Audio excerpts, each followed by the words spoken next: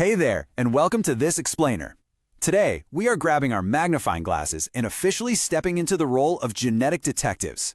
Listen, if you're a biology student staring down a major exam, you probably already know that genetics can feel a bit like a tangled web of family secrets. But what if I told you there are ultimate cheat codes to untangle the whole shebang? Well, there are, and that's exactly what we're going to master today. 27. Now that is not just some random number. It is the massive number of questions that the Principles of Inheritance chapter has actually yielded across recent exams. That is a huge chunk of your potential score right there. When we break down the data, the difficulty across those 27 questions is incredibly diverse. We're talking 8 easy, 11 medium, and 8 hard questions. But here is the absolutely crucial takeaway. Topics like genetic disorders, both Mendelian and chromosomal, and pedigree analysis are fundamentally and heavily tested. I mean, they show up all the time. Mastering the core rules of these inheritance patterns isn't just a nice to have, it is absolutely essential for your exam success. So here is our game plan. 1. Why pedigree analysis matters. 2. Cracking autosomal inheritance rules. 3. Decoding X-linked genetic traits. And 4. Solving real exam pedigrees. Let's dive in. All right, part 1, why pedigree analysis matters. Think of a pedigree chart like a literal genetic crime scene just waiting to be solved. Seriously, you've got suspects, you've got clues, and you have an inheritance pattern acting as the main culprit. And honestly, the best part? You don't need to guess. By using a specific set of absolute unbreakable rules that we are about to cover right now, you can track down the exact genetic pathway of any trait. Moving right along to part 2, cracking autosomal inheritance rules. Okay, so when we are dealing with autosomal traits, meaning we're looking at the non-sex chromosomes, we are looking for non-negotiable scenarios. I really want you to focus on absolute words here, like must and cannot, to instantly eliminate any gray areas. For autosomal dominant, affected parents absolutely can have unaffected offspring. But for autosomal recessive, unaffected parents can have an affected offspring. Let's break down exactly why this happens visually. Take a look at this autosomal dominant pattern. We have 2 affected parents who have somehow produced an unaffected daughter.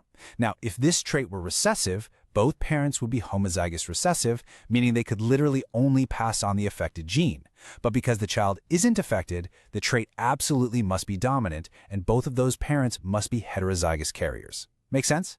Now, let's completely flip that scenario and look at the autosomal recessive pattern. Here, 2 entirely unaffected parents produce an affected daughter. This pattern absolutely cannot be dominant because 2 unaffected parents just wouldn't have the dominant allele to pass on in the first place. Therefore, it has to be recessive, and the parents must be heterozygous carriers who are just hiding the trait. Which brings us to part 3, decoding X-linked genetic traits.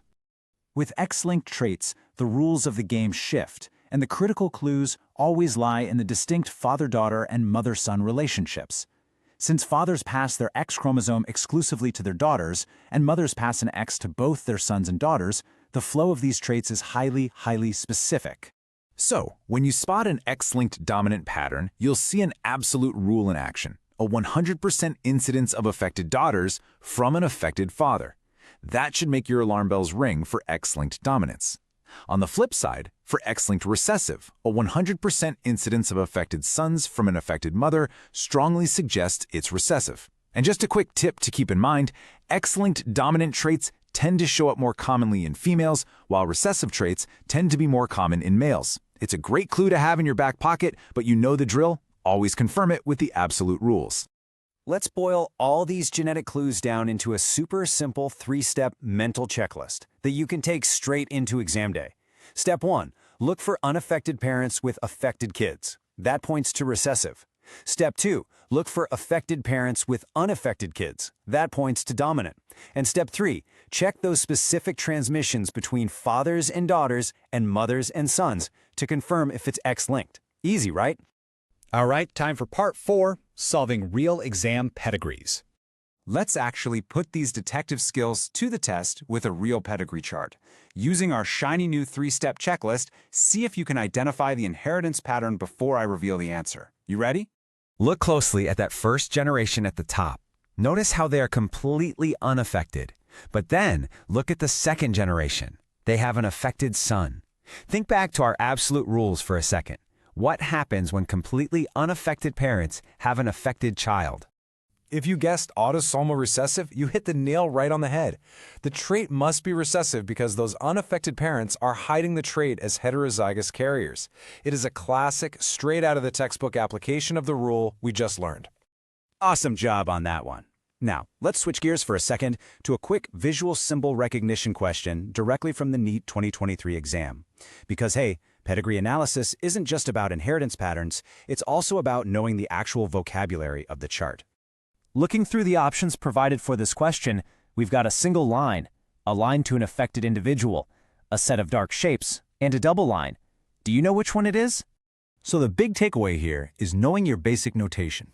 Option 2, that double horizontal line between a male and a female, is the universal pedigree symbol for consanguineous mating, which is just the fancy term for mating between relatives. It's a really simple fact, but knowing it instantly saves you precious time on a timed exam. Okay, we have cracked the basic rules and we know our symbols. Are you ready for one final master-level challenge? This one comes straight from the NEET 2025 question pool, and it is going to require you to synthesize everything we've talked about. When you see a big, complex F3 generation question like this, the legend is absolutely your best friend. It maps out carrier females with a distinct little dot. To solve this, all you do is trace the alleles step by step. You start from the F1 carrier females, follow the trait down to the F2 mating between a carrier female and an affected male, and then just apply your basic dominant and recessive rules to that specific F2 cross. Do that, and the exact mathematical probability for the F3 generation will reveal itself. I know it looks intimidating at first glance, but it's really just stacking those basic, simple rules we've already mastered. And honestly, that is the real beauty of pedigree analysis. Armed with these absolute rules, the musts and the cannots, no genetic mystery is unsolvable. You literally never have to guess again. You can deduce the exact answer like a true genetic detective. Just use these visual cheat codes and trust your checklist. So, I have to ask, when test day finally arrives and they throw their absolute hardest pedigree at you, will you let the genetics section intimidate you, or will you be the one cracking the code? Thanks for joining me on this explainer, and happy studying.